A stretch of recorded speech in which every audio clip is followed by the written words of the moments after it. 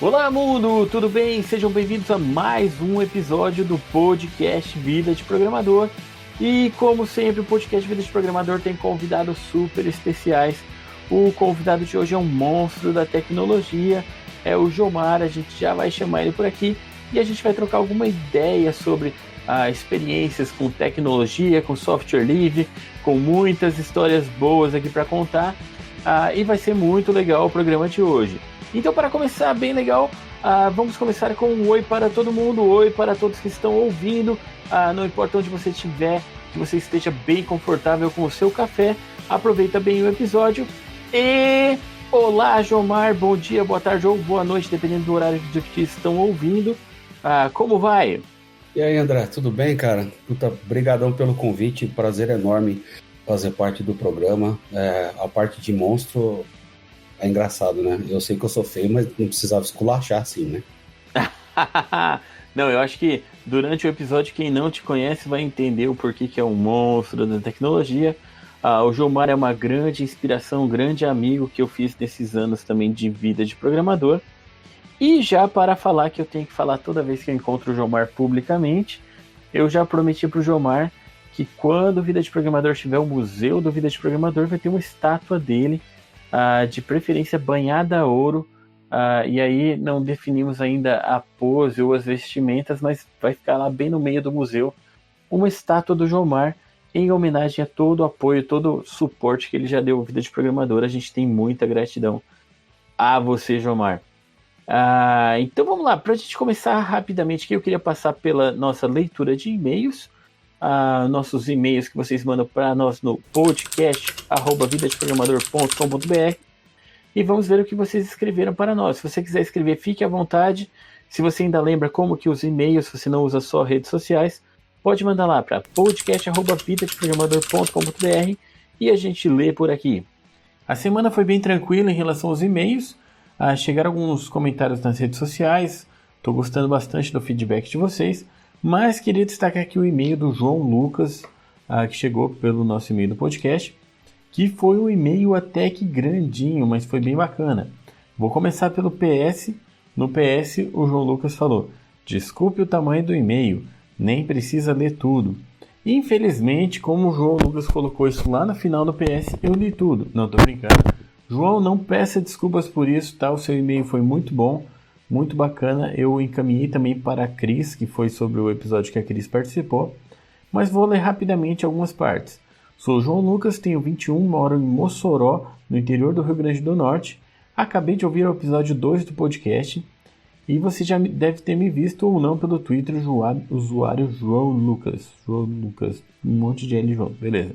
Inicialmente, gostaria de dizer que eu me identifiquei bastante com o assunto tratado, porque a convidada era professora do IFE, o Instituto Federal, e eu sou um ex-aluno do Instituto Federal do Rio Grande do Norte, tendo feito justamente ensino médio integrado com curso técnico em informática. Sendo assim, estou do outro lado da moeda de trabalhar com o jovem, pois eu iniciei o curso com 14 anos e eu trabalho do outro ponto de vista. Além disso, achei incrível que a Cristiane, a professora por trás da palestra Como Mandar Nudes em Segurança, porque o Carlos Bolsonaro havia feito uma publicação criticando o evento em 2017 no seu Twitter, afirmando que se tratava do IFRN, e eu fui obrigado a responder ele esclarecendo onde era e falando os motivos de ser uma ação importante.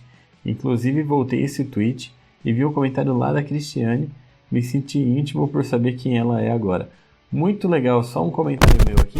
A Cris, ela já teve uns problemas com esse nome da palestra, mas é lógico que é uma piada para chamar atenção, tá? Ela não está incentivando mandar nudes em segurança. É uma palestra sobre segurança e que eu acho que funciona muito bem esse nome. Mas tudo bem. Voltando aqui ao e-mail, é válido ressaltar que escolhi informática dentre as opções que já tinha na minha cidade, justamente por ter tido esse sentimento que a Cristiane falou, de sempre querer mexer nos aparelhos eletrônicos a fim de descobrir algo interessante. Com isso, iniciei meu curso muito mais interessado por hardware do que por software. Entretanto, o foco era justamente de programação, o que me fez apaixonar por essa área também, e atualmente entender mais dela do que de componentes eletrônicos físicos. E aí aqui o João conta da história dele com o Linux, tá? Ele também não queria usar o Linux no começo, usava o Windows, passou a usar Linux, começou a gostar e tal. É um problema com o Linux é esse, que você começa a gostar e você fica nele, mas tudo bem. Tinha um problema no Ubuntu de incompatibilidade com placa gráfica, blá blá blá, estou no Debian. E aí, passando para o final. Todavia, embora eu seja completamente apaixonado pela informática e entusiasta do uso de software livre, a minha graduação não é na área, pois eu faço num ramo bastante diferente desse. Com isso, programar e pesquisar sobre tecnologia são um hobby para mim hoje, justamente o que fez eu ouvir esse podcast. Entretanto, a curta carreira na informática é um período da vida que eu guardo com muito carinho, tendo eu lembrado constante dele durante o episódio, o que fez querer compartilhar um pouco da minha nostalgia com vocês. No mais, parabéns pelo projeto, e saiba que estou indo para o episódio 1 assim que acabar de enviar esse e-mail. Agradeço a Cristiane por mim e espero muito mais episódios sensacionais em breve. Legal, João, valeu! Muito obrigado pelo seu e-mail, gostei bastante. Eu li ele inteiro, não li aqui no ar, mas foi lido com carinho, passado para a Cris também. E um aviso para todo mundo, que como a gente começou no episódio 0, às vezes as pessoas vão ouvindo para trás e esquecem ou não percebem que tem um 0 também. Não deixe de ouvir o episódio 0, que foi muito legal com o professor Isidro, tá? E aproveitar esse momento também para agradecer aos apoiadores que nós temos no Vida de Programador, que graças aos apoiadores a gente consegue dedicar mais aqui ao trabalho. Legal? Então a gente tem apoiadores do Apoia-se, apoia.se/Vida de Programador, também no PicPay, picpay.me/Vida de Programador e no Padrim. Então, um agradecimento ao Alberto Iano, Felipe Pinto, José Wellington, Larissa Barticos, Luciano Shinoda, Marcelo Hashimoto, Michel Wilhelm, Renato Piovesano, Valdecir Carvalho e Vitor Dutra Freire. Muito obrigado pelo apoio de vocês. Se você não apoia e quer apoiar, dá uma olhada lá. Você vai ver que tem até umas recompensas bacanas lá, mesmo para conhecer, pode dar uma olhada. É muito bom receber o apoio de vocês, isso me ajuda a fazer programas cada vez melhores. E como aqui no podcast a gente é bem democrático, nós deixamos espaço aberto para o nosso convidado. Jomar, você quer também ler os seus e-mails? Tem tanto e-mail para ler que aí as 6 horas de gravação que a gente teria direito não vai dar tão certo assim. Beleza. Então vamos ficar só com esses e-mails que foram lidos e vamos lá. Bom, como todo mundo está esperando aqui falar com o Jomar, ouvir a voz doce do Jomar, vamos começando aqui já do começo. Começando do começo é uma boa, né? Então, só para explicar para todo mundo, eu conheci o Jomar já há um tempo, eu não sei há quanto tempo, porque eu não consigo gravar as datas e a ordem cronológica das coisas, mas a gente se conheceu aí pela vida, pelos eventos. Nós temos algumas coisas em comum, como o software livre, como a paixão pela tecnologia. E quando eu conheci o Jomar, ele estava trabalhando na Intel, ele até me levou a um Intel Software Day, que foi muito bacana. Pude falar umas bobeiras lá no palco, foi uma experiência bem legal. Eu até aproveitei para atualizar todas as minhas redes sociais lá com a minha carinha. E de lá para cá, várias coisas legais a gente fez, a gente se encontrou em vários eventos, TDC, Campus Party e tal. E deixa eu deixar o Jomar se apresentar para vocês, que acho que ele pode falar melhor quem ele é. Então, Jomar, vamos lá, eu vou deixar o microfone que você pode se apresentar, falar para as pessoas quem é você, o que você faz da vida e por aí vai. Pô, legal pra caramba, André. Obrigado pelo convite, é um prazer enorme poder bater esse papo com você e com a galera aí. Eu acho muito legal essa ideia de ter podcast pra gente deixar gravado e guardado um monte de história que a gente vai contando um pro outro aí com o passar dos anos e isso acaba se perdendo, né? Então, obrigado por me propiciar essa oportunidade de contar um pouco das nossas conversas de encontros aí em eventos e da vida e deixar isso gravado. Meu nome é Jomar Silva, eu tenho 45 anos, sou engenheiro eletrônico, mas trabalhei com software a vida inteira. Trabalho com software desde a época da faculdade, o que significa começo do milênio. Você só não especificou qual foi o milênio. Você falou que era o começo do milênio? E basicamente fiz engenharia eletrônica com o sonho de poder trabalhar na maravilhosa indústria eletrônica brasileira, estudei como é que faz chip, e aí estudei de como é que pega a areia da praia até fazer o computador inteiro, e quando eu tava lá pela, sei lá, segundo para o terceiro ano da faculdade, eu comecei achando que ia ser meio difícil achar emprego para fazer isso aqui no Brasil, né? Então, foi quando eu comecei a estudar software por conta. Eu, na verdade, programo, uso computador desde 1985, 86. Direto do túnel do tempo. E aí, nessa época, eu juntei tudo no útil ao agradável e resolvi juntar tudo numa coisa só. Trabalhei muito com open source, com software livre nos últimos anos, passei os últimos 8 anos na Intel. Você tem uma memória péssima, porque eu te conheço antes de entrar da Intel, e eu lembro de você como o carinha do Ubuntu. Você Caramba! E eu acho que foi numa Latinoware, e foi antes de eu entrar na Intel, cara, que eu me lembro. Porque depois quando a gente se reencontrou, eu falei, putz, mas é o cara do Ubuntu. E então, sua memória é péssima. A minha não é boa não, mas eu lembro. Não, é verdade, eu esqueço das coisas depressa, é de família. Quer dizer, pelo menos eu acho que é. O legal é que nem todo mundo me conhece como cara do Ubuntu, mas eu era o cara do Ubuntu. Tá vendo? Você era o cara do Ubuntu, cara. Da comunidade do Ubuntu. E hoje eu sou o Head de Developer Relations da Zup. Eu sou responsável por toda a área de relacionamento com desenvolvedores da Zup, que é uma empresa brasileira que está crescendo demais nos últimos anos. E eu tive a felicidade de ser convidado para vir para a Zup para cuidar do lançamento e de projetos open source que a Zup está lançando. Então, para mim, assim, é um orgulho muito grande poder trabalhar com open source numa empresa brasileira que está lançando projeto open source de qualidade e impacto global e com o sonho de colocar o Brasil no mapa das Big Techs e fazer tudo isso baseado em software livre e em código aberto, que é tudo que eu mais gosto de fazer na vida, e trabalhar com comunidade e ajudar a galera a se desenvolver profissionalmente, e o mais gostoso de tudo, a me ajudar a me desenvolver também, né? Porque conhecimento contraria a matemática, né? A única coisa que a gente multiplica quando divide. Então, a coisa mais legal de trabalhar em comunidade, trabalhar com essas coisas que, graças a Deus, eu tenho oportunidade de fazer há mais de 10 anos, é que cada vez que a gente ensina uma vírgula, a gente aprende um parágrafo inteiro. Então, para mim isso é super gostoso. E eu acho que vai ser muito legal também esse papo, porque eu acho que você tem uma experiência muito legal para desmistificar essa ideia de que open source é coisa de desenvolvedor solitário na madrugada, coisa de empresa pequena, porque eu acho legal essa sua experiência de open source em grandes empresas, grandes comunidades, como que o open source gera, movimenta dinheiro, como que movimenta assim, o mercado. Então acho que vai ser bom para desmistificar algumas coisas, né? Join us now and share the software. You'll be free, hackers, you'll be free. Uma coisa que eu tenho até pensado bastante nessa época de pandemia, né, André? Todo mundo trabalhando de casa, a gente trabalhando com equipe remota, etc. Eu fico surpreso de ver às vezes a pessoa falando assim, eu não estou me acostumando, eu trabalho numa squad, eu trabalho com desenvolvimento, eu estava acostumado a estar sentado com o pessoal do meu lado. Cara, o mundo do open source foi inteiro construído com as pessoas trabalhando juntas, mas cada um do seu canto.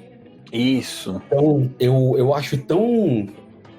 Eu confesso assim que eu fico até um pouco espantado de ver a reação das pessoas com essa história de ter que trabalhar remoto, de todo mundo estar remoto, porque, cara, faz 20 anos que quase que eu trabalho com projeto, envolvimento com projeto open source, etc., padrão aberto, todas essas coisas, né, que eu pude trabalhar nos últimos anos, era tudo assim, você tava com cara da China, com cara da Índia, com cara da Europa, então são culturas diferentes, são lugares diferentes, são idiomas, são sotaques de inglês diferente, né, e todo mundo remoto. Legal. E é muito engraçado, porque o senso de comunidade, o senso de colaboração, o senso de companheirismo, a gente latino tem muito isso da proximidade física, do calor, do abraço, de tomar uma cerveja e tal, né? E até eu lembrei a primeira vez que eu fui para a Europa. Eu fui palestrar no Open Source World Conference em Málaga, eu não lembro que ano foi, e eu sei que na primeira noite eu fui jantar com um monte de palestrante. Aham. E tinha na mesa uma galera do Open Office, tinha uma na mesa... enfim, um monte de gente que na época estava fazendo acontecendo no Open Source na Europa, né? E começaram a perguntar da comunidade do Brasil. Eu comecei a contar das histórias, dos Fizzly, das Latinoware, de como a gente se divertia fazendo aquilo, né? Da cerveja que tomava à noite, dos eventos que a gente organizava. E A churrascaria do Fizzly. Pois é, e aí eu lembro que o cara da Espanha, cara, chamado Alberto Barrionuevo, que era um cara que fazia um monte de coisa legal pra caramba de open source lá, ele virou pra mim e falou: João, do jeito que você fala, parece que é divertido trabalhar com open source no Brasil. É sério, cara. E eu me assustei com aquilo, eu falei, mas como assim? Aqui não é? Ele falou, não. Eu falei, como não? Eu falei, mas vocês não se encontram? Pô, vocês... Cara, a Europa comparando com o Brasil, é louco, né? Em qualquer lugar, né? E aí ele começou contando, assim, meio que a cultura deles é muito diferente da nossa, né? Então, trabalhar num projeto open source para eles é simplesmente colaborar, trocar informação, etc., mas não tem essa história de ficar amigo, sabe? De um cuidar da vida do outro. Cuidar não, né? De um se preocupar com o outro, Sim. como é com a gente aqui, né? E foi muito engraçado, assim. Para mim foi um puta choque de realidade na época, né? Mas foi importante porque eu comecei entendendo uma série de outras coisas. Então, aqui no Brasil, você tá num projeto open source, num projeto de software livre, você quer discordar de alguém, a gente fica cheio de dedo, né? Então, tem toda uma, não, vou conversar, Não, você vê essa discussão lá de fora, naquela época já era assim, era voadora pra cá, voadora pra lá. É por isso que o pessoal estranha tanto o Linus aqui, né? So, NVIDIA, you. Então, pra gente era voadora, mas a hora que você vai ver, na verdade não era voadora, não era falta de educação, é excesso de objetividade. Então, a cultura era diferente. E o que acabou acontecendo foi que a galera que tava naquela mesa naquele dia, acabou todo mundo ficando tão doido que acabaram vindo pro Brasil depois. Porque eles tinham que ver como é que era. Então, galera a gente conseguiu receber na Latinoware, uma outra galera a gente conseguiu receber no Fizzly. E os caras saíram daqui doido, né? Porque vê que, é muito interessante. Eu acho que a maior parte dos amigos, ou uma grande parte dos amigos que eu tenho pra vida, eu conheci no mundo open source. Então são pessoas que eu conheci por conta de um projeto, por conta de uma dúvida técnica, e são pessoas que sabem que podem contar comigo pro que der e vier pro resto da vida, e eu sei que eu posso contar com elas, apesar da distância, apesar de, depois de tantos anos, a gente ter seguido caminho profissional distinto, né? Tem amigo de open source que foi trabalhar com qualquer outra coisa, um virou músico, o outro nem com tecnologia trabalha mais, o outro virou advogado e tal. Mas é muito louco, assim, porque um senso de comunidade que acabou virando em amizade, como é o caso da nossa amizade, né? Que começou lá com o menininho do Ubuntu, seu irmão, né? E a gente tem amizade até hoje, então... Na verdade, eu não sei, assim, eu acho que eu não tenho um problema de memória, mas eu tenho uma defesa que eu bloqueio as partes ruins da minha vida. Não, tô brincando. Na verdade, olha, eu te conheço há tanto tempo que você era magro. Nossa, cara, então faz tempo. Faz tempo, cara. O pior é que os caras acharam a foto do Fizzly, cara. Do Fizzly de 2006 ou 2008, cara. É triste ver aquela foto, hein? Pois é, você era magro, eu já era um pouco gordo. Agora, você quer cutucar onça com vara curta? Eu encontrei hoje uma foto de 6 anos atrás, minha, do Peter Sandel. Lembra do Peter Sandel, fundador do Pirate Bay? Ele veio para um Fizzly ou para uma Latinoware no Brasil. Quando ele foi embora, deu um mês e ele foi preso. Nossa! E o Cristiano Linux Man. Nossa! Eu faço questão de te mandar essa foto. Pode mandar. Você faça o uso público dela que você quiser. Mas Beleza. eu acho assim que a gente merecia fazer uma homenagem pro Linux Man, postar isso em algum lugar. Pra você Essa ver. foto que eu falei que mandaram do Fizzly, o Linux Man tava no meio também. Então, se Ele bobear... tá em todas. Tá em todas, né? Mas é bem engraçado que É dessa época aí, né? E pra você ver como é maluco, né, cara? Nessa coisa de open source. Ah, tô vendo a foto. Viu? Eu acabo lembrando, assim, de gente que eu conheci, cara, e conheci em evento, que hoje eu vou na Wikipedia ler sobre os caras. Outro dia eu tava lendo um livro que me recomendaram sobre metodologia de desenvolvimento, etc. E eu vi uma citação, eu falo, parece que eu já escutei isso. A hora que eu vou ver, era de uma pessoa que eu já tinha encontrado e já tinha conversado. Então, é muito interessante, assim, né?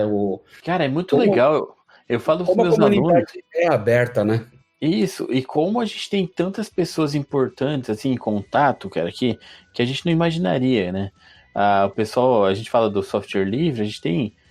vários eventos que a gente tá lá de cara com o Medog, de cara com o pessoal que tá trabalhando com coisas assim de ponta, o Júlio Neves, cara. O Júlio Neves, cara, uma vez a gente trouxe ele pra Maringá, cara, e cada história que ele tem pra contar, eu falo que ele tem que virar um patrimônio nacional, cara, porque ele contando as histórias da época do Cobra, de como que eles trabalhavam, é muito legal ver essas histórias assim. E o Júlio Neves tem histórias sensacionais. E você comentou do Medog, cara, uma coisa que as pessoas aqui no Brasil acho que nunca ligaram ou nunca se atentaram, né?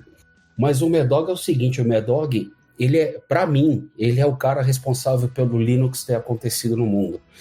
Porque o Medog era diretor de um departamento da Dell, da DEC, da Digital, que tinha que encontrar o Unix para rodar em Digital. Na época, isso era um desafio ferrado, tem uma história gigante por trás. E foi ele que descobriu o Linux. Não sabia dessa parte, não. E foi ele que chegou para a indústria, na época, para a Digital, mas ele foi o cara que levou o Linux a primeira vez para os Estados Unidos.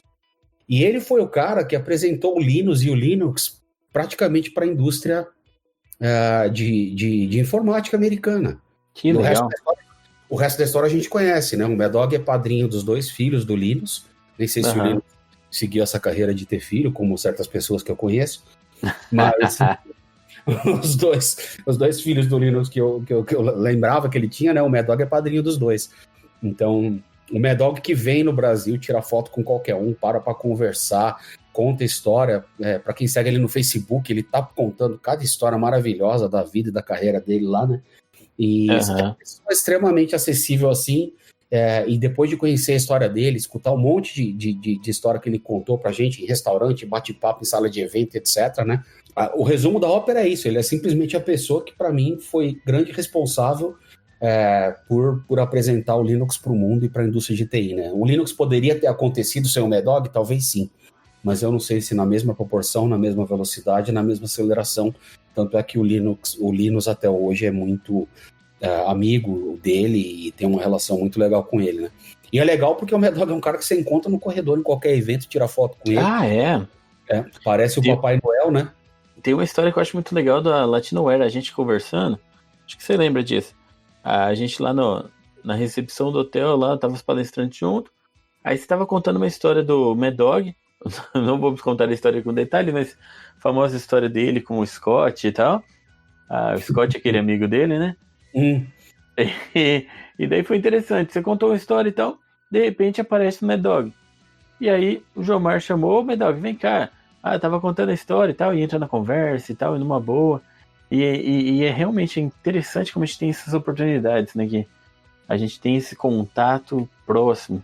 Eu tenho um amigo que ele é professor também, que ele fala assim que a nossa área é privilegiada, que a gente tem grandes personagens da história da TI vivos e acessíveis no Twitter, em eventos, por e-mail, coisa assim. Aí ele fala, coisa que o pessoal da matemática não tem, né? Você não vai mandar um e-mail para Aristóteles, para sei lá quem e tal, Pitágoras. A gente não, a gente tem uma área recente que a gente tem muitas personalidades importantes por aí, né? Então é muito legal. E são pessoas acessíveis, né? Pessoas interessantes, que a gente aprenda com as histórias, aprenda com as coisas. É diferente, né? E isso remete um pouco à época em que eu me formei, né? Eu comecei trabalhando lá com 86, A molecada toda tinha, na década de 80, a molecada toda tinha TK, MSX, aqueles computadores com BASIC em casa. Eu tinha feito um cursinho lá numa escola de computação. Aham. Eu programava nessa história, mas o meu pai não tinha grana para me dar um computador na época. A coisa mais parecida com o computador que eu tinha era um videogame que chamava Odyssey. E a razão era muito simples, porque vendia na Philips, meu primo trabalhava na Philips, era mais barato. Então todo mundo tinha Atari, eu tinha Odyssey. De 500 crianças que eu conhecia, 3 tinham Odyssey, era super legal trocar jogo, né? Mas ele tinha um teclado, então eu viajava na maionese lá, que, nossa, eu tava programando. Depois comecei a programar em Basic, a molecada começou ganhando TK. Aliás, o pai de um amigo meu, que foi um cara que me influenciou assim, muito na decisão de ser engenheiro eletrônico, infelizmente morava na Itália e morreu de Covid, faz agora um pouco, né? E aí eu ia para casa desse meu amigo, programava no TK dele, brincava no TK dos vizinhos e tal, e meu pai, com 3 filhos, com escola, com conta, não tinha como comprar um computador para mim, né? E aí meu pai foi passando o tempo e tal, ele era gerente de uma consultoria, um amigo dele, que trabalhava com ele, meu pai nunca programou, mas meu pai é da área econômica, financeira e tal, e ele desenhava sistema de gestão, sistema que a gente chama de hoje, né? E tinha um cara que programava lá e codava as coisas para os clientes, né? Esse cara lá para as tantas resolveu sair da consultoria, abriu uma empresa, e aí acho que passou 1 ano ou 2, o cara faliu. Deu uma daquelas crises malucas lá da década de 80 que a gente tinha no Brasil. O cara pegou os clientes dele e quebrou. E nessa que quebrou, ele precisou de uma ajuda financeira e veio pedir pro meu pai. O meu pai ia oferecer um dinheiro para emprestar pro cara. O cara falou, olha, acho que eu não vou ter como te pagar isso um dia, né? Então, na boa, você tem um menino em casa que acho que vai ser legal ter enfim, trabalhar com informática, conhecer, né? Compra um computador meu, né? Aí meu pai não quis muito, ele parou para pensar, falou, tá bom, né? Então meu pai comprou um SP16 da Prologic, eu não lembro, 84, 85, e aí vem o que era a bizarrice da época. Aquele Windows 95, certo? Imagina, era com DOS. Mouse, teclado. Eu tava na faculdade. Mouse, então, quando eu vi o primeiro, eu fiquei encantado. O computador, cara, era tão grande que basicamente veio uma mesa junto. Nossa. Era uma mesa que tinha porque tinha um computador, um monitor e a impressora, né? Sim. Era uma impressora Racimec, que era um clone brasileiro da Rima, né? E o computador era gigante, era pesado, era grande. E era tão grande que tinha que ter uma mesa. Não dava pra você pegar ele e botar numa mesa qualquer, entendeu? A não ser que eu botasse uma mesa de jantar dentro do meu quarto, né? Só por curiosidade, você lembra a especificação dele, que é processamento, memória? Cara, ele tinha um processador 8088, ele tinha um clock maravilhoso a 4.77, e ele tinha 4.77 e o quê? Megahertz. Legal. E ele tinha uma memória gigante de 320K. Ô, louco! Quem precisa de mais de 64K, né? Pois é, né? Não precisava. Eu lembro que um disquete tinha 360K e ele tinha 320. Ele tinha menos memória do que um disquete. E era DOS, cara. Não sei que versão de DOS. Na verdade, na época existia um sistema operacional da Prologica que chamava SO16, que nada mais era do que um DOS traduzido. Deu um pau do caramba isso de processo e etc. Mas era um DOS traduzido. E aí começou a bizarrice. Meu pai chegou com o computador em casa. Cara, era um trambolho. O computador acho que ficou 1 ano no chão do meu quarto, desmontado. Primeiro porque a gente tinha que montar a mesa. E a mesa era bem grande. A mesa devia ter, fora de brincadeira, acho que 1,80m, 1,70m de largura. E devia ter 1,20m, 1,10m de profundidade. E ela tinha um design assim para você pôr o teclado e tal. De fórmica, né? E o pior não era montar a mesa, né? É que tinha que montar o computador. Né? E conectar tudo direitinho. As placas estavam todas colocadas dentro dele, mas tinha que conectar tudo direitinho, etc, né? E, pô, meu pai é economista, né, cara? E eu, moleque, eu não sei se eu tinha 10 anos, 11 anos, 12, era por aí, né? E na época eu já estudava música, eu fazia bateria no conservatório e tal. Foi quando, mais ou menos, eu já tinha a primeira banda. Você não tinha também, naquela época, nenhum amigo pra poder dar uma dica, né? Porque não era comum, né? Imagina, não, molecada não tinha nada. Tinha os TK, que você ligava na TV, né? E Era tanto o manual que vinha com o computador, eram uns fichários assim, que acho que dava no meu joelho na época. De altura, um pouco mais, talvez, né? E, cara, eu li aquela merda umas 25 vezes. Cara, eu li a nota fiscal. De tanta vontade. Eu lembro de ler a nota fiscal do treco. E eu li aqueles manuais. E aí fica claro como não existia celular naquela época, né? Imagina, você não nem filme.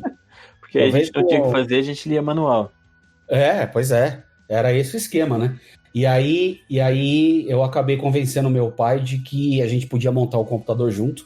Na verdade, ele me falou, não, vamos procurar assistência técnica. Daí eu peguei um negócio que existia na época, chamado lista telefônica.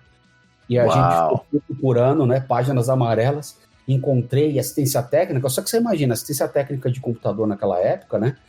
Era assistência técnica aqui no ABC que dava suporte para Mercedes, para Volkswagen. Você imagina você ligar lá e falar, vou vir montar um SP16 na minha casa, os caras, oi? E era bem caro. Era um valor inviável, assim, para um técnico vir, porque era o preço que ele pagava numa empresa. Sim. Aí montamos a mesa, montamos o computador. Tinha vindo com os disquetes básicos lá, de DOS, BASIC. Insira disquete 38. Não tinha 30, não. Cara, não tinha HD. O que você rodava, eu rodava do disquete, entendeu? Ah, tô ligado. Não, era bem assim, tela fósforo verde, né? E foi muito engraçado, porque eu pude trabalhar com as coisas que eu tinha estudado na escola de informática na época, né? Então, Basic, que era o que eu programava, fazer base de dados em DBase, e depois meu pai na época era muito legal, que ele manjava pra caramba de macro do Lotus 1, 2, 3. Então, a gente brincava legal com o Lotus, fazia umas planas. Meu pai, a galera da empresa dele fazia sistema dentro do Lotus, né? Então, Lotus, só que imagina, cara, 12, 13 anos eu brincando com essas coisas, né? E era engraçado porque não tinha amigo pra conversar, porque era PC, ninguém tinha. E eu lembro a primeira vez que eu conversei com alguém e que eu falei, puta que pariu, isso que eu quero fazer na minha vida, foi quando teve uma das Fenasoft, lá das Fenasoft da década de 80, a empresa que meu pai trabalhava teve um stand. Meu pai conseguiu ingresso pra gente ir na Fenasoft, eu e minhas irmãs. A minha irmã caçula devia ter 8 anos. Só que a época que a Fenasoft, as pessoas iam de terno e gravata. Era uma feira de business mesmo, dessas que a gente vê nos vídeos lá, que conta a história do Vale do Silício e tal. Era aquele estilão, assim, as feiras, né? E você imagina eu andando no meio da feira, né? Chegava nos stands e eu não tinha com quem conversar dessas coisas. Então, eu fui no stand de quem fazia Lotus, que eu nem lembro que é o nome da empresa, e perguntar coisa cabeluda de macro. Os caras olhavam assim e falavam, não, é brincadeira, o cara é anão, né? Não é possível, né? Fui no stand, enfim, de todos os softwares que estavam lá e tal. Eu tava lembrando esses dias, né? A gente usava para digitar coisa de escola, um software chamado WordStar, né? Era o editor de texto. Sei. E para escrever em português era bem tranquilo nele, porque você tinha que, na verdade, mandar comandos para a impressora. Então, imagina que para fazer um C cedilha, não existia C cedilha. Existia o C e existia a vírgula. Então, você tinha que digitar o C, mandar um comando para a impressora, voltar um caractere à cabeça de impressão e imprimir uma vírgula. Bem o esquema da máquina de escrever. Bem o esquema da máquina de escrever. Então, era muito engraçado que você ia escrever um texto, eu fazia trabalho de escola, por exemplo, escrevia coisa, né? Você tinha que escrever o texto sem acento, para você ler e ter certeza que estava certo. Aí você e aí, esse é o momento curiosidade do tio. Vamos falar um momento curiosidade que, por causa da máquina de escrever, que o Windows tem 2 caracteres para quebra de linha, né? Que você tem, vai para a linha de baixo e volta para o começo, né? O line feed e o cara de return. Isso. E nessa época é engraçado, cara, que eu lembro de cor os comandos até agora. Quem vai denunciar a idade, quem lembrar disso, hein? Era o Ctrl PH, era para voltar um caractere, para você imprimir acento ou vírgula. Ctrl PP era para ativar o negrito, e basicamente você falava para a impressora que ela tinha que imprimir 2 vezes o que tivesse entre um Ctrl PB e outro. Caramba, esse era o negrito? Era o negrito. Ctrl PI era itálico e Ctrl PU, se não me engano, era o underline, que era o grifado, né? Então, assim, não existia acentuação na tela. Não existia essa história do que a gente... Nem se fala mais disso, mas o easy ig, né? What you see is what you get. Então, era bem engraçado, assim, nessa época dos primórdios, né? Aí depois começou chegando o PC no Brasil, aí a gente teve a abertura, né? Mas quando chegou a abertura, eu já tinha ido trabalhar, fazer colegial técnica em eletrônica, né? Aham. E foi engraçado que eu fui trabalhar numa assistência técnica da Prológica, que era exatamente o computador que eu tinha em casa. Ah, Então, sim. é muito divertido lembrar, cara, que eu consertei placa-mãe com ferro de solda. Os Aham. componentes lá eram componentes que você comprava na Santa Efigênia, não era SMD, não existia. Primeira vez que eu vi uma placa SMD, eu achei que era coisa de marciano, né? É. E dentro da assistência técnica, eu tinha os esquemas, o esquemático eletrônico das placas. Então, era muito legal, porque... eu, retardado por eletrônica, né? Eu realmente lia e entendia como é que aquilo funcionava, entendeu? Sei. É um negócio assim inimaginável hoje você pegar o esquema elétrico, o esquema eletrônico de uma placa-mãe, de um celular, de uma coisa Ah, assim. não, hoje queimou, cara. Queimou, joga fora, né? O computador da minha sogra, cara, levou na assistência, cara, eles falaram, isso aqui tem que trocar o kit básico. O que é o kit básico? Ah, placa-mãe, memória e processador. Simples assim, né? Aí chegou de volta lá, eu falei, não faz isso não. Aí eu fui ver, era só dar uma ajustada lá e tava tudo certo. Eu lembro que teve a coisa mais bizarra, foi uma placa de um computador chamado Solution 16 que apareceu uma vez lá, e ele não ligava, botava, enfim, foi uma novela danada, mas eu era teimoso e fiquei debruçado em cima. Depois de um puta tempo, rodou na mão de um monte de gente, eu pedi se eu podia trocar um chip lá, os caras tiraram o sarro, falaram, não, você tá louco, não sei o que lá, e eu fiz uma aposta com os caras lá, e eu troquei o chip, e o chip que eu troquei fez a placa funcionar, né? O detalhe é que o chip que eu troquei custava, seria o equivalente hoje a R$4. Caramba. Você imagina você salvar um computador que na época custava o preço de um carro, Aham. o chip custava, esse que eu troquei, era um LS7400, se não me engano, ele custava o preço de uma Coca-Cola no boteco do lado onde eu trabalhava. E trocando esse chip eu salvei um computador que custava o preço de um carro. Caramba. Então, era uma época, assim, muito louca, né? E aí uma coisa interessante é que muito do que se trocava de código de programa naquela época era código-fonte. Então, legal. essa Era a época do free software antes do free software, né? Então, eu lembro que nessa época apareceu um negócio chamado shareware. Que tipo é isso, né? Que foi lá quando começaram a compartilhar, tinha umas revistas que você comprava, Puta, era uma loucura, você mandava um dinheiro, eu não lembro como é que era, eu sei que você recebia pelo correio jogo, eu tinha um monte de joguinho que eu tinha, comprei uma ou duas vezes joguinho assim, naqueles disquetes 5 e 1/4, né? E tinha uns utilitários e tal, né? Mas quando a gente olha assim, o software livre abriu o código, não, o código do computador nasceu aberto, as pessoas trocavam o código-fonte de um lado para o outro, né? O que aconteceu foi o seguinte, o software era o mal necessário para o computador funcionar. Isso. Então você ganhava dinheiro, as empresas ganhavam dinheiro com hardware e davam software de graça. Em determinado momento, quando o mercado de hardware começou a ficar comoditizado, teve uma necessidade, evidentemente o valor começou baixando, as empresas tinham que manter a lucratividade delas, então elas resolveram que a receita tinha que vir de algum lugar. E aí que surgiu a indústria do software, entre aspas, fechado. Porque, na verdade, nada mais é do que você tangibilizar o intangível, que é o software, através de um documento chamado licença de uso. E aí cara, é muito legal a história no Revolution OS, eles contando, cara, no documentário. E eles falam dessa época, né, que o software era todo aberto. De repente resolveram fechar, vender. E aí começou, assim, a ganhar dinheiro com o software, que sempre era uma coisa que era distribuída. E, ao mesmo tempo, começou o surgimento do software livre, né, do open source. O Stallman criou...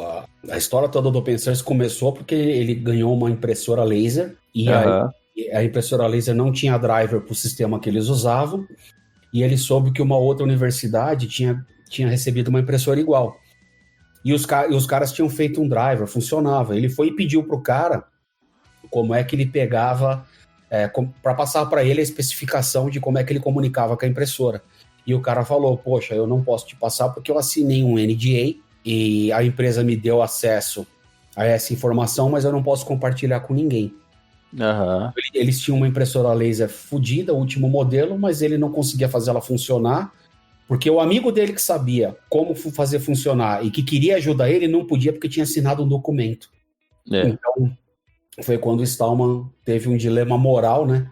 Que fez ele pensar sobre como estava errado, né? Um papel jamais poderia fazer isso com conhecimento, etc. Enfim, aí quem quiser vai atrás da história do Stallman lá, mas o software livre, o movimento de software livre começou porque uma impressora não funcionava. Se a gente fosse fazer uma revolução cada vez que uma impressora não funciona hoje em dia...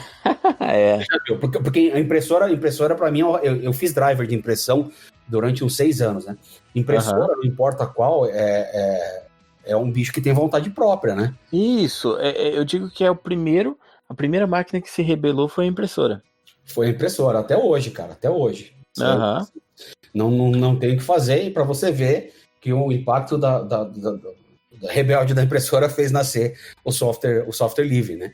Então, pegando o gancho, como que você foi parar no software livre? Cara, eu fiz a faculdade, fui trabalhar com software de gerenciamento de rede, acabei caindo em desenvolvimento, pesquisa e desenvolvimento, desenvolvia software para gerenciamento, monitoramento de rede, SNMP, essa parte mais de gestão mesmo de rede, né? Funcionando.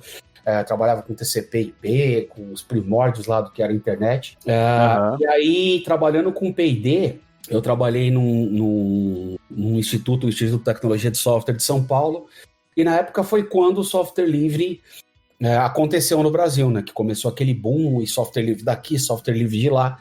E a gente... Isso foi que época? Putz, foi 2004, 2003, acho, por aí. Certo. Né? Realmente eu não consigo lembrar o ano exato, né? Mas foi quando... Não, tranquilo. Foi a época que eu comecei a aprender também de software livre. Foi quando deu o boom do software livre no Brasil, e o instituto que eu trabalhava era também uma associação de empresas de software. E quando apareceu esse assunto de software livre, foi aquele negócio puta merda, né? Vai ser de graça agora, nossas empresas faliram, né? Porque todo mundo vivia de licença de software, de contrato de manutenção. E que foi um problema no começo, essa rejeição, né? Por causa desse medo. Foi. E aí o que aconteceu foi que os associados, eu não lembro, acho que tinha 500 associados, 600, era gente pra caramba, empresa pra caramba, eles começaram vindo pra gente falando, galera, o que a gente faz com isso? Como é que é esse mundo? Alguém me explica, alguém me conta. E a gente começou, na época, no Instituto, a tentar estudar, né? Então tinha um monte de gente de negócios, enfim, de todo o business do ecossistema de software, e eles precisavam de um nerd para entender aquela merda toda, e o nerd fui eu. E aí começa a olhar isso, olhar aquilo, como é que é o Linux, como é que é isso. E engraçado que eu já usava Linux desde a época da faculdade, por conta de um software que o Linux tinha, que para mim era matador, cara. E é matador até hoje. O nome dele é GIMP. Uau! Então, por causa do GIMP, eu sempre tive uma distro Linux instalada nas minhas máquinas, com dual boot desde 97, acho. 97, muito bom. 98, foi por aí. E para quem não sabe, o GIMP era uma nhaca de usar no começo, com as janelinhas separadas e etc, né? Sabe que o meu eu deixo com a janelinha separada até hoje. Agora, na versão, eu baixei a última versão dele e botei a janelinha junto. Eu demorei para pôr, mas eu prefiro junto também.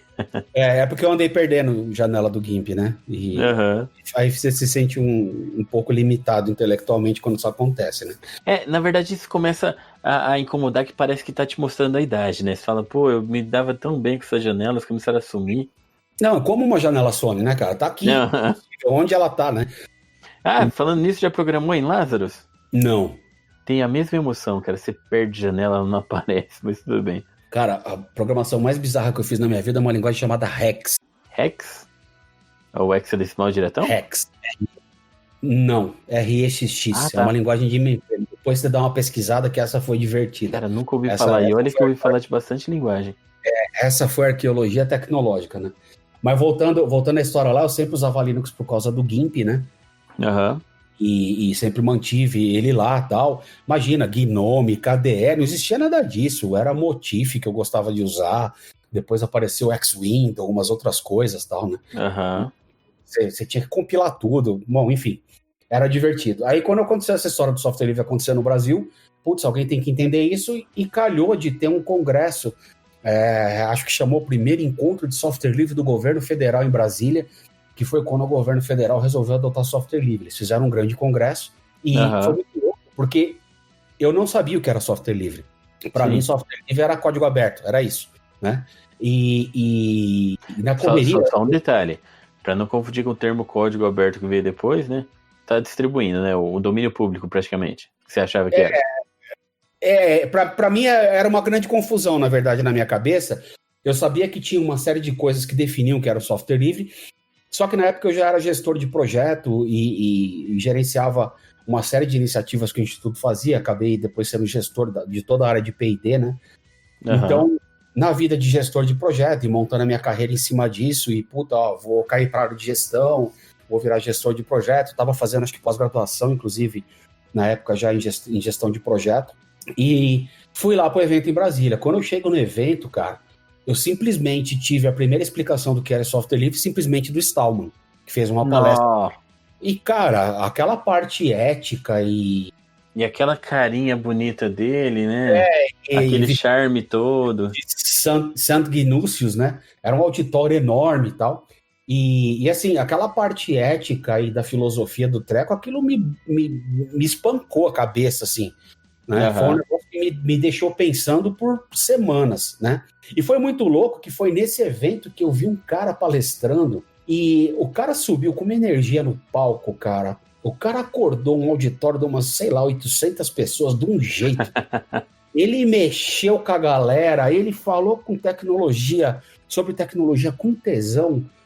Era um prazer tão grande, era tanta energia que aquele cara irradiava que a hora que eu olhei aquilo, eu virei e falei, eu não quero mais ser o que eu sou. Eu quero ser igual aquele cara ali. O nome do cara é Bruno Souza. Bruno Souza, muito legal. Souza. Deixa eu só fazer uma interrupção aqui para fazer uma propaganda. E o Bruno realmente ele tem assim esse pique todo até hoje na campus, TDC e tal. E ele é o nosso próximo convidado já do podcast. Então, já anunciar para a semana que vem. Se vocês quiserem ouvir esse Bruno aí que o Jomar falou, semana que vem ele vai estar aqui com a gente. Fala muito de carreira, dá muita dica para desenvolvedor. Eu falo para todo mundo, o Bruno mudou minha vida. Não só pelo que eu vi ele fazendo no palco, mas pela amizade que ele me ofereceu depois, que a gente tem até hoje, pelos conselhos que ele me deu e sempre dá. Então, recomendo demais. Né? Legal. E aí, a hora que eu vi o Bruno falando a primeira vez, junto com o que eu tinha escutado do Stallman e o Caramba 4, foi legal que eu voltei da viagem entendendo que era o software livre, conhecendo o projeto, conhecendo tudo, né? Mas assim, eu fui uma pessoa e voltei outra.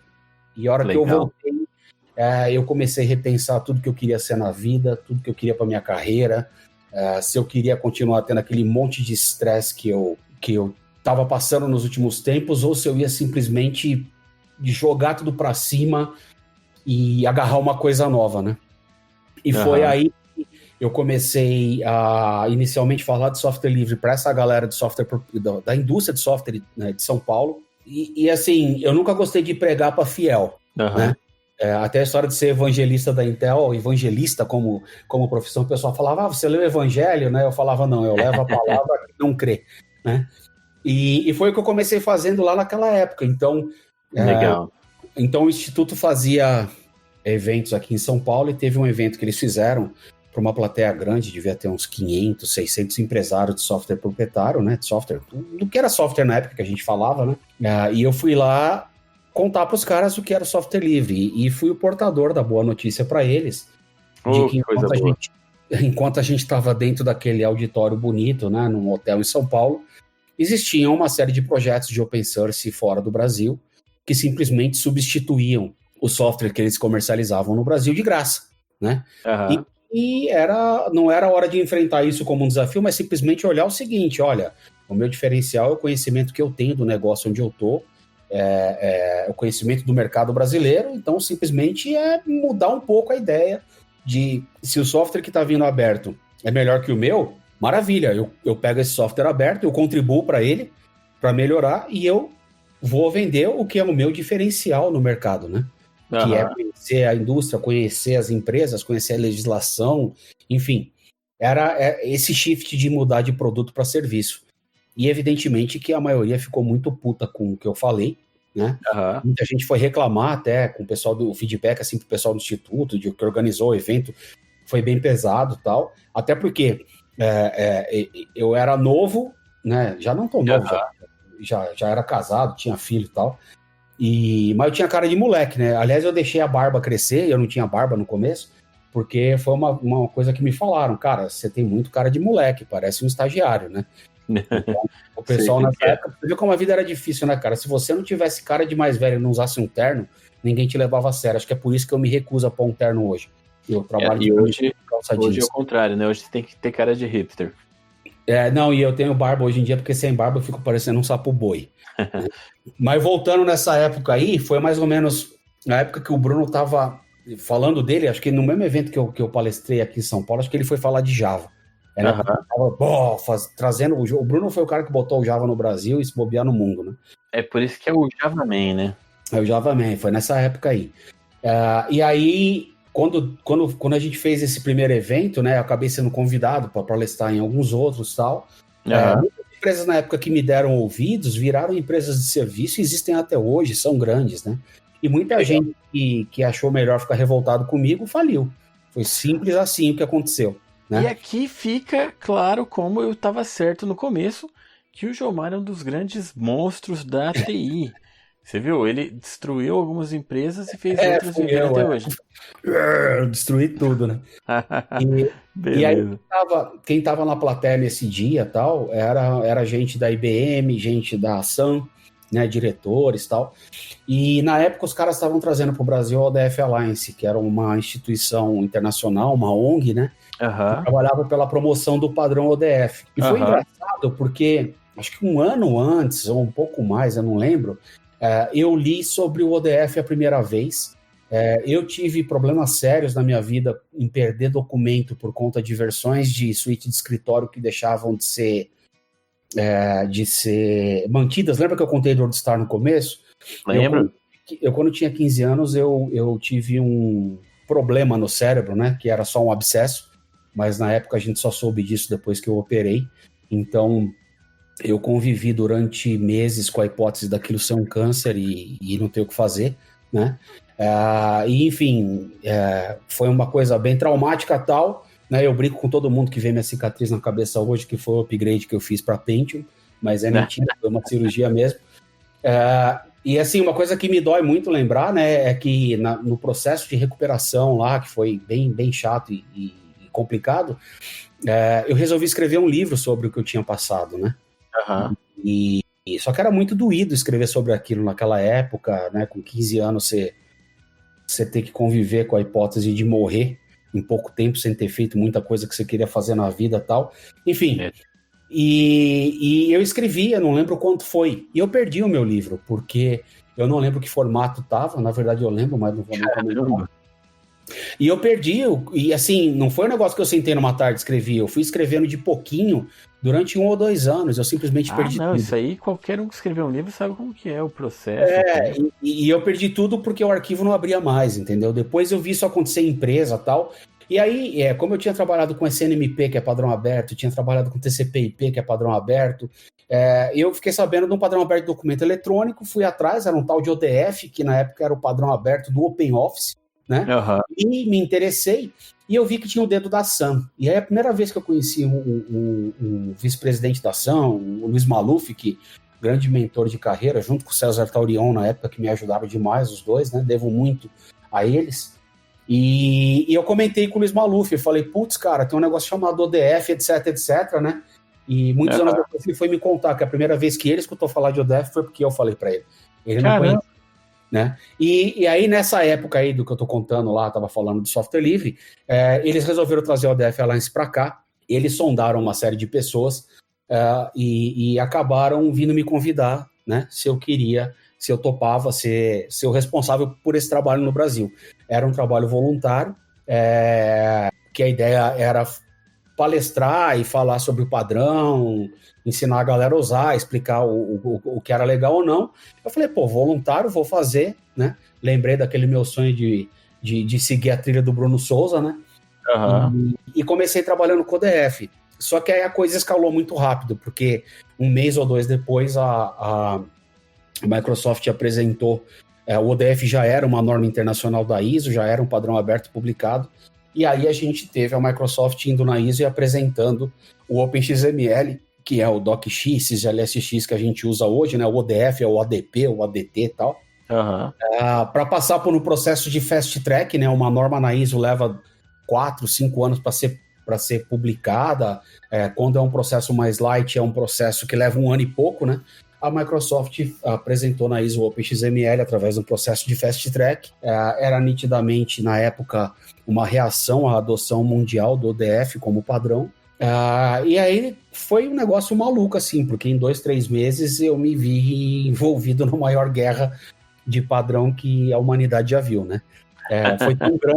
Foi tão grande a guerra que a ISO acabou trocando as suas próprias regras, né, no JTC1 para que nunca mais as brechas que foram usadas naquela época pudessem ser de novo, né? O engraçado foi o seguinte, 10 anos depois disso, eu participei de uma reunião com a cúpula do JTC1 da ISO aqui no Brasil, já pela Intel, e foi muito legal na hora que eu encontrei o board do JTC1 e contei para eles do meu envolvimento na época, e aí me contaram uma série de coisas que eu não tinha ideia que tinha acontecido, e olha que eu vi coisa pra caramba naquela época, enfim, né?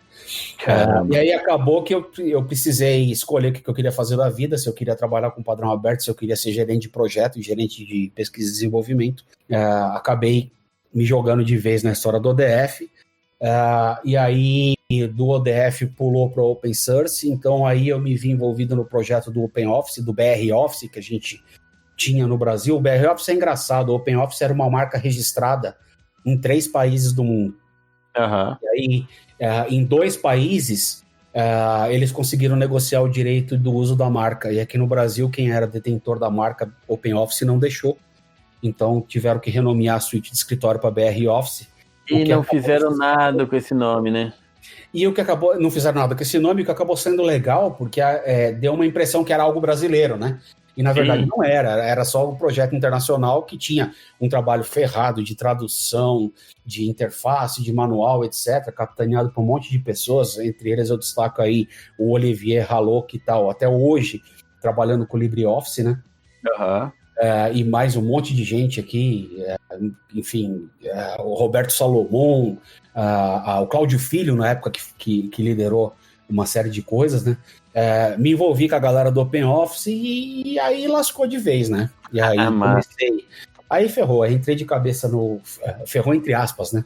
Porque daí eu entrei de cabeça nesse mundo de tecnologia aberta e foi o que de fato mudou minha vida. E aquele meu ideal, aquela minha ideia de ver o Bruno Souza e falar, é aquilo que eu quero fazer, foi a hora que eu consegui ter oportunidade, agarrei aquilo com unha e dente. E fui trabalhar com o ODF Alliance, fiquei anos fazendo isso, depois a gente expandiu o ODF Alliance para a América Latina, e aí com essa interação eu acabei me envolvendo bastante com a galera do Open Office, depois quando teve o fork lá do LibreOffice, que eu confesso publicamente que eu fui contra fazer o fork do LibreOffice, mas quem criou o fork do LibreOffice foram alguns amigos da época, né, entre eles o Charlie Schulz, que acho que é o grande mentor do fork do LibreOffice.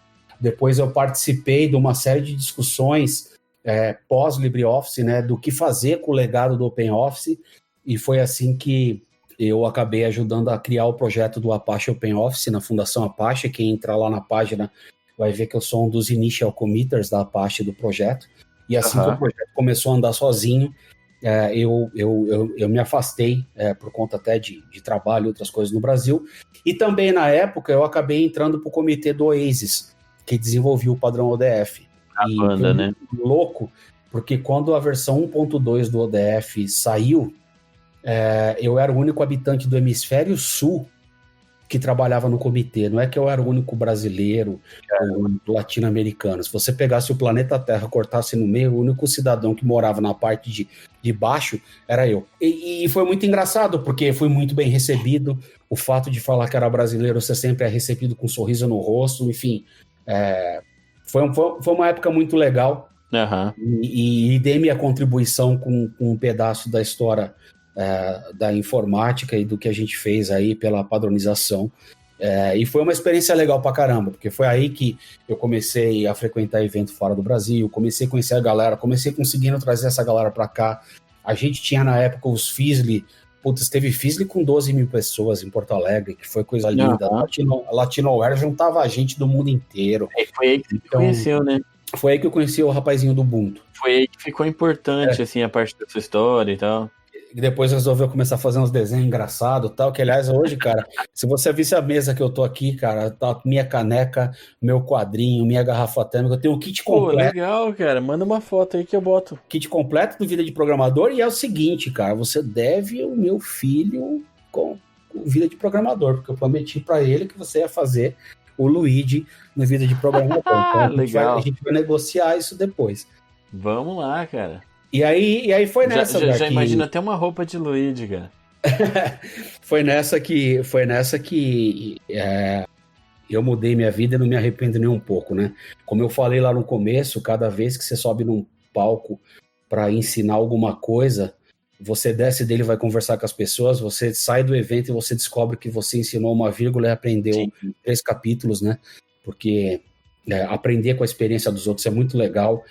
Ter oportunidade de ajudar as pessoas, principalmente a entender uma tecnologia que ele não domina, e se apropriar daquilo rápido. Na época que eu me formei na faculdade, cara, a gente vivia de migalha no Brasil em software.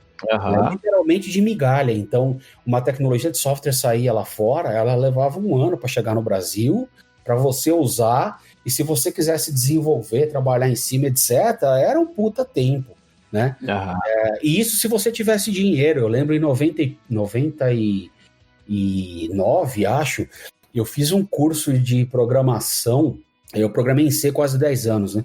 Eu fiz um curso de algumas tecnologias de programação que, se não fosse a empresa que eu trabalhava me pagar aquilo, eu não tinha condição de pagar. Então, assim, a barreira para você aprender uma linguagem de programação era enorme, né? Não é igual hoje que, putz, olha, lançaram um treco aí chamado, sei lá, Dart, eu vou correr atrás dessa história aí, o Python, e assim, cara, você tem tudo, você tem vídeo, você tem curso na Udemy. Você tem curso na Udemy que custa R$15, cara.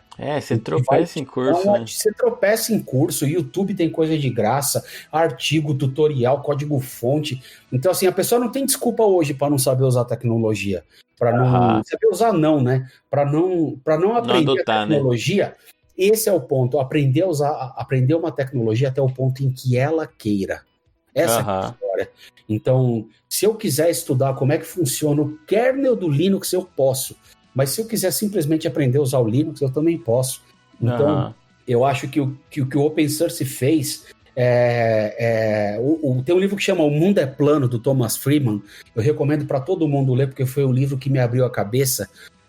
Até antes de eu trabalhar. Você virou terraplanista. E porque assim ele mostra que o mundo virou uma coisa só.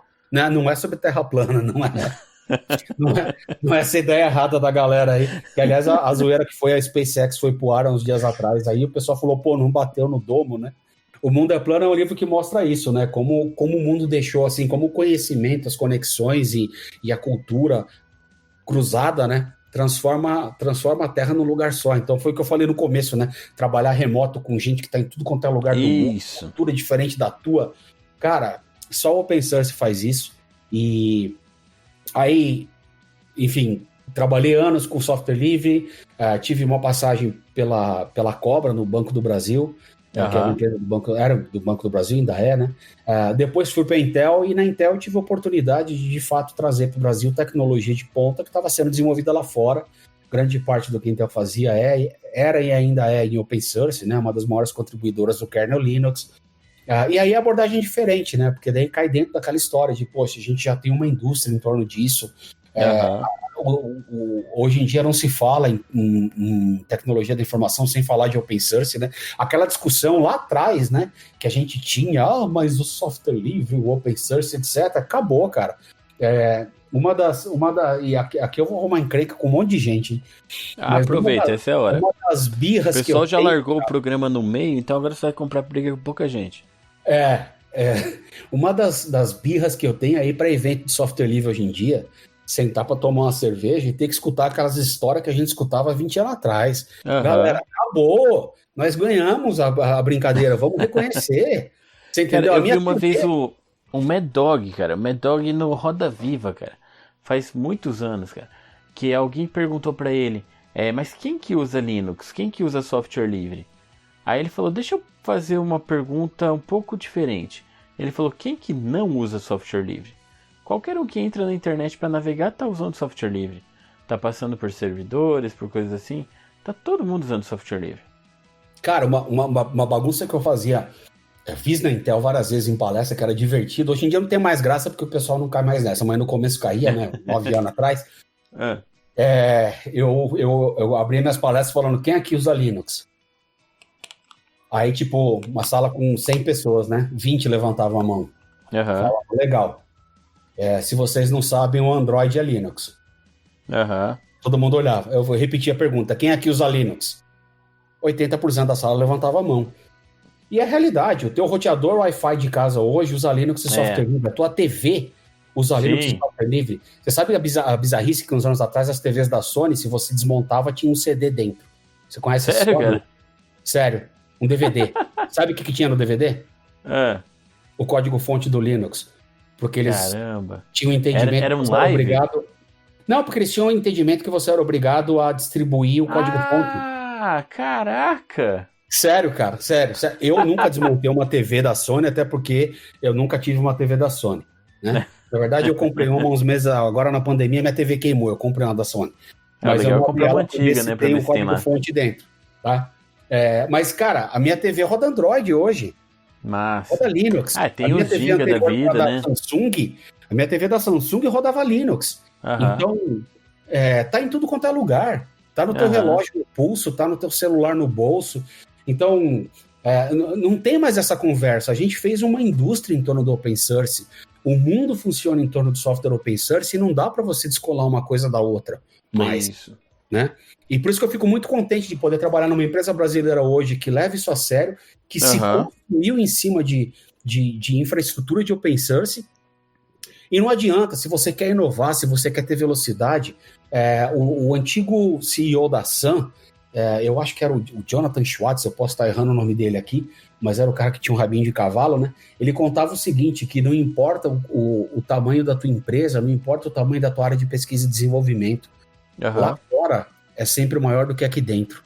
Então a sua empresa vai estar na ponta e vai inovar se ela souber enxergar onde a inovação está lá fora, ir lá e capturar isso e se apropriar e fazer parte dessa inovação de forma colaborativa. E é isso. Né? Então, a gente vai aí para Latinoware, vai para evento, FISDA infelizmente não existe mais, quer dizer, existiu aí uma versão menorzinha, infelizmente, dele, né? Mas a gente vai para evento de software livre, você sai para tomar uma cerveja com a galera à noite, às vezes eu vejo umas discussões ali, cara, que eu juro pra você, eu já paguei a conta e levantei umas 4 vezes, entendeu? Galera, vamos virar o disco, para com isso, sabe? Assim, a gente ganhou. E isso que eu acho que pior do que você insistir em batalha, né, é você não reconhecer uma vitória. Então, igual eu falei no podcast passado, cara, que a gente tinha as install fests que eram muito divertidas, cara, e que hoje a gente não precisa mais instalar o Linux para as pessoas, cara, isso já ficou muito fácil. Hoje a install fest que permanece é uma coisa pra gente se encontrar, pra ter palestra, mudou, cara, né? Você lembra, você que trabalha com educação, que dá aula, você lembra quando a Wikipedia começou? Lembro. Quem hoje em dia questiona, cara? Agora, no começo, imagina, vão entrar lá e vão bagunçar, vão fazer... escrever qualquer coisa. Entendeu? Então, assim, e pouco importa, a gente teve o Música para Baixar, o movimento da música livre no Brasil uns anos atrás, que mudou pra caramba, no Teatro Mágico, uma banda que eu admiro demais, Fernando Anitelli, a turma toda. É um jeito novo de fazer música, de compor. O Fernando Antelli fez uma música no Twitter. Ele escreveu a letra com base... Tem até 2, 3 com o Benjamin de Tomada. Foi uma... Até eu fui no show uns anos atrás, ele lembrou da música e contou, né? Que foi uma contribuição minha e de um monte de gente. Ele fez a música no Twitter. Então, permeou tudo, sabe? Permeou o jeito que você escreve livro, o jeito que você monta enciclopédia. Eu era um privilegiado quando era criança. Eu podia não ter o computador que meu pai falou, que eu contei que meu pai não tinha grana para comprar, mas ele tinha uma coisa em casa que ninguém tinha, cara, que era a Barça. Eu tinha Delta. Elas eram rivais. Eu cresci com a Barça na estante de casa e eu não tinha o que fazer, eu ia ler aquela merda lá, eu ia procurar verbete, eu ia... Sabe, eu gostava, cara, eu me interessei por coisas que não tem nada a ver com o que eu faço, né, por assuntos outros, por conta disso, de correr atrás. Hoje em dia você pega o Wikipedia, é um parquinho.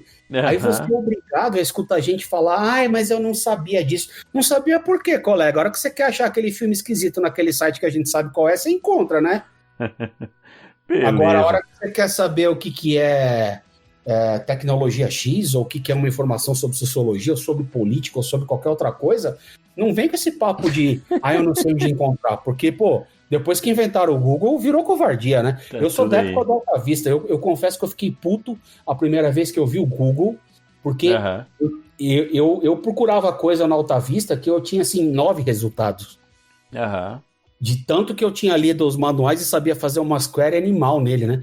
E quando o Google entrou e qualquer um escrevia qualquer coisa, ele achava, eu falava, não, meu diferencial competitivo de ser um especialista em busca, olha só. Pior é que eu tive uma sensação parecida, cara, mas tudo bem. Que coisa era, né? Você saber fazer uma busca na internet.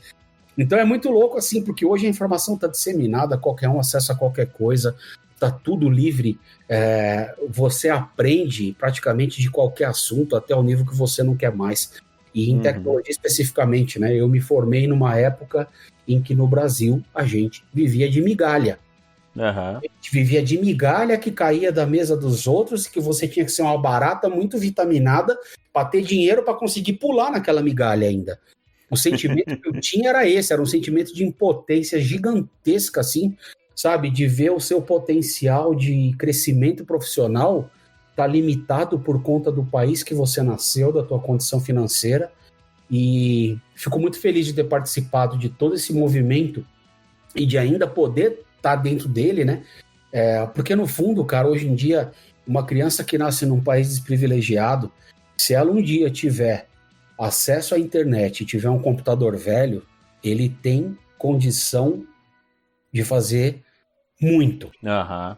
Não vou vir com o discurso vagabundo aqui da meritocracia, que todo mundo é igual, que a gente sabe que não é.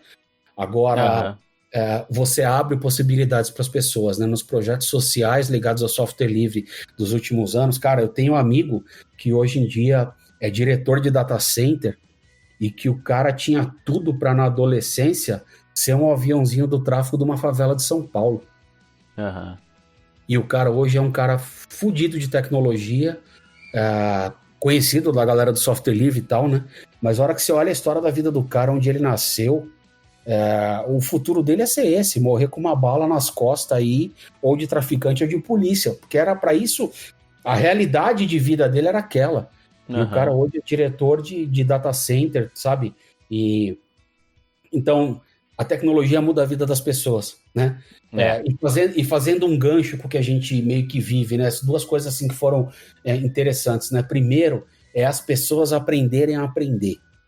Aham. Isso é fundamental. E a gente vem, eu fui criado numa escola em que tinha aquela história de você ter que estar numa sala de aula. Eu tomei pau na faculdade quando eu tive que ir todo dia para a escola. Eu entrava às 7h30 da manhã, saía às 4h30 de casa, chegava em casa de volta às 3 da tarde na faculdade, né? O dia que eu resolvi que eu ia aprender sozinho, minha vida mudou e a coisa foi diferente. E eu ia na escola para tirar dúvida com os professores. E era muito engraçado que um dia um professor me contou, falou, bicho, os caras querem ver o capeta chegar na faculdade, menos você. Eu falei, por quê? Ele falou, porque você não tem dúvida fácil. Você nunca tem... Porque eu estudava, eu aprendi a aprender enquanto estava na faculdade. Cara, e é isso que a gente tenta retomar com o conceito que hoje estão falando de sala de aula invertida, de várias técnicas para você fazer isso, né? O aluno estuda e vai tirar dúvida. Funciona muito bem. Exatamente. O professor, na faculdade que eu fiz FEI aqui em São Bernardo, né? E a gente chamava os professores de mestre, né? Para mim, a maioria tinha mestrado, mas alguns não, né? Mas o conceito de mestre, para mim, é isso. É um cara, sabe? É o coach de verdade. Isso. Não o coach à la brasileira, mas o coach real, né? É o cara, assim, que vai te ajudar. Cara, eu quero aprender isso aqui, mas como é que eu faço? Olha, vai por aqui, vai por ali, eu tive uma dúvida aqui. Então, tem que inverter. E eu acho muito louco que na época da pandemia, agora a gente tá vendo nossos filhos sofrerem, cara, com uma coisa que para mim é fundamental, né? Se ignorou tanto tempo o ensino através de internet, como se fosse... Se demonizou isso, igual a Wikipedia era demonizada antes, né? E ver o que está sendo no ano letivo das crianças agora, e ver o trauma que está sendo para as crianças fazer aula de casa, e ver o trauma que está sendo para as professoras dar aula desse jeito. Então, é engraçado porque a gente não precisava estar passando por nada disso, isso podia ter sido algo natural, e eu espero que a lição que a gente tire para a educação, né, com essa situação toda, é que finalmente as pessoas aprendam desde pequeno a aprender. Eu sei que isso é difícil, eu sei que isso é uma barreira e cultural de geração, porque se um pai e uma mãe não aprendeu a aprender, vai ser muito difícil ajudar o filho, mas a gente vai ter que fazer um esforço como sociedade para isso. Nos últimos anos, cara, tudo que eu estudei foi Udemy, foi YouTube, foi vídeo, foi online. Foi no canal do Vida de Programador? No canal do Vida de Programador. Então, a gente tendo essa habilidade de aprender a aprender, a gente tendo acesso à informação disponível em todo canto, a gente consegue gerar conhecimento muito mais fácil, né? E tem uma coisa que é importante. Você sabe qual que é a melhor forma de explicar a diferença entre conhecimento e informação? Qual? Informação é quando a sua mãe fala, não enfia o dedo na tomada que vai dar choque. Conhecimento é o que você adquire o dia que você enfia o dedo na tomada. Então, bem isso. O que a gente tem na internet é informação. O que a gente tem em projetos de open source é conhecimento. Exato. E essa é a grande diferença. Beleza. Bom, vamos caminhando aqui para o nosso encerramento. Eu sei que dá para falar muito tempo com o Jomar. Vocês perceberam que é gostoso a conversa. A gente poderia segurar aqui as 6 horas que o nosso sistema permite a gente gravar. Mas como eu sei que fica puxado o pessoal ouvir 6 horas de podcast, tem muito assunto ainda que a gente poderia abordar. Mas quem sabe uma próxima a gente trata um outro assunto. Vocês podem mandar vários e-mails aí falando quero Jomar de novo. Até para ele contar as histórias secretas que ele não contou pra gente de uma certa grande multinacional, ou sobre um processo de adoção de padrão aí, mas tudo bem. Mas assim, vamos então partir para o nosso quadro mais legal, que agora o nosso quadro tem nome, que é o nosso quadro Throwing Errors, onde o Jomar vai poder participar e falar bem de alguma coisa, e a edição, eu não vou falar o nome do editor para não ficar constrangido, mas o nosso editor vai colocar alguns erros ali no meio da sua fala, alguns bips bem bacana. Que é o quê? A ideia é como que fica a sua fala com mal censurada. Tipo, vai mudar um pouco o sentido dela, mas fica divertido depois. E aí, topa? Topa, bora. Escolhe então o que você quer falar, o que você quer elogiar. É pra falar bem. Eu vou falar sobre open source e compartilhamento de conhecimento, porque aí vai ficar engraçado, censurado. Beleza, então você pode elogiar à vontade, eu vou dar o tempo aqui. 1 minuto, ele vai apitar quando terminar. Então vamos lá, pronto? Pronto. 3, 2, 1, go.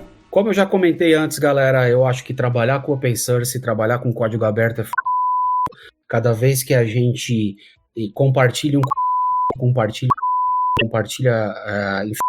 um jeito de usar a tecnologia com pessoas, a gente escuta um pouco da história que elas de uso daquela tecnologia, coisa que deu certo, coisa que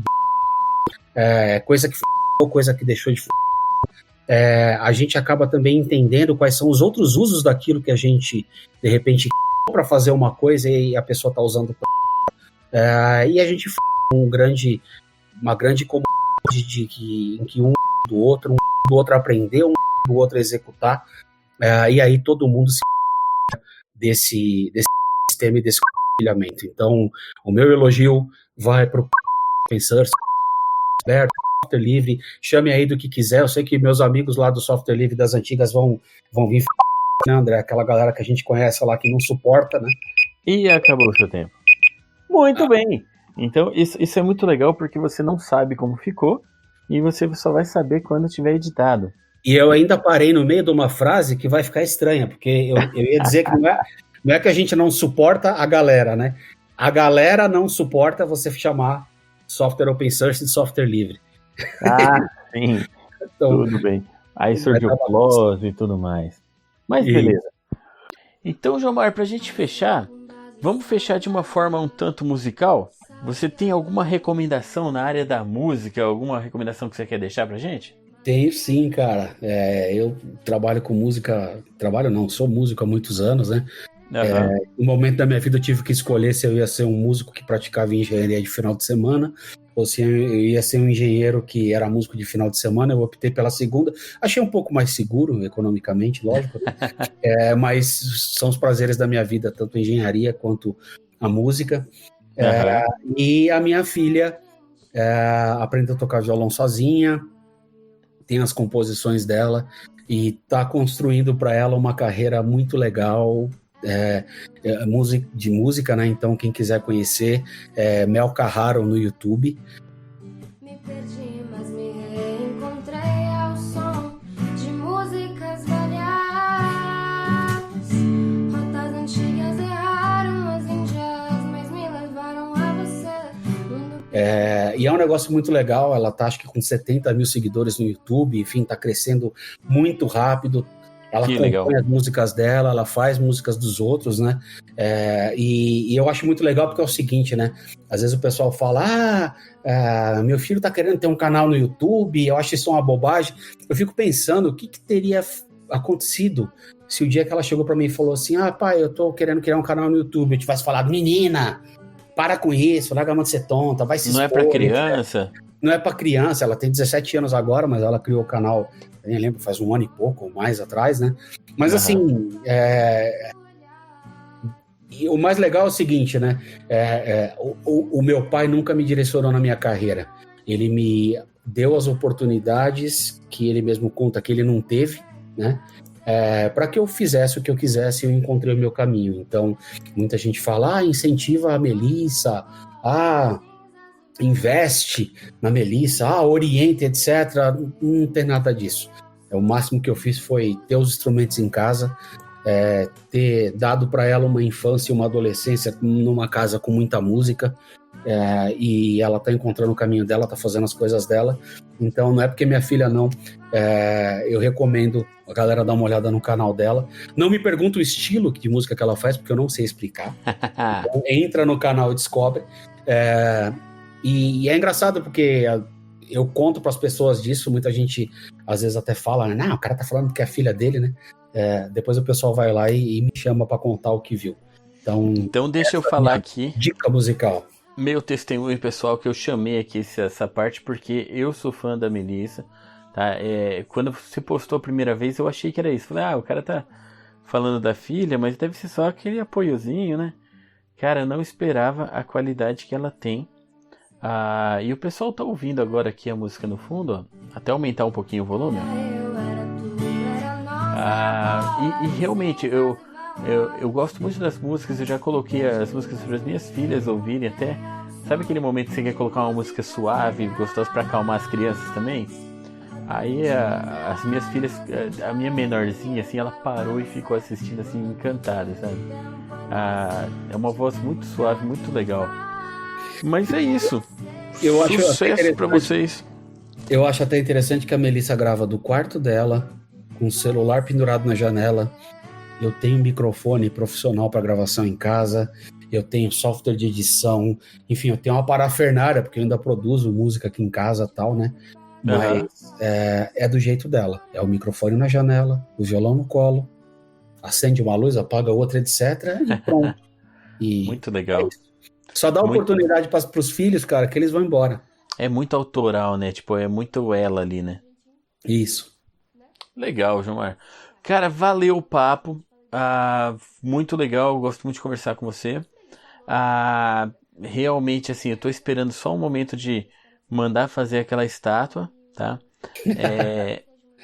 Mas é isso, cara. Você sabe que eu tenho uma admiração grande por você, cara. Como um dos monstros da TI, cara. Eu até tenho ainda aquela certa vergonha de te chamar e tirar seu tempo pra falar com você, porque, sei lá, né? mas é muito legal, cara.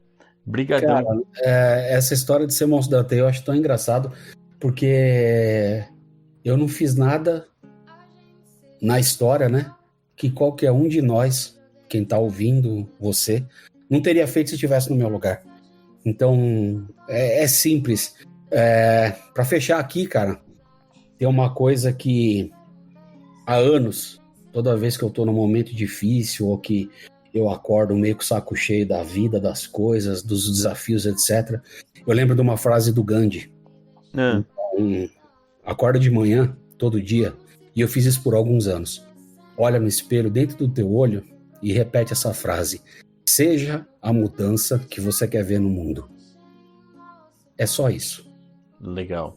O resto acontece. Obrigadão, André. Prazer enorme. E obrigado. Aí, Não precisa fazer a minha estátua, porque vai gastar, acho que matéria-prima demais, porque eu tô engordando demais com essa quarentena. Estamos ampliando as nossas instalações para melhor atendê-los. Pois é, meu problema, meu desafio hoje é: será que eu passo da porta o dia que eu puder sair de casa? Beleza. Valeu, Jomar, brigadão. Obrigado a todo mundo que ouviu até aqui.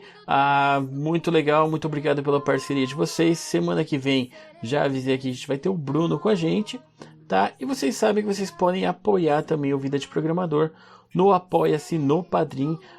Só entrar lá, vocês já tem os links aí. Tem os links aqui na descrição do episódio também. Muito obrigado. Um abração para todo mundo e até o próximo episódio. E tchau!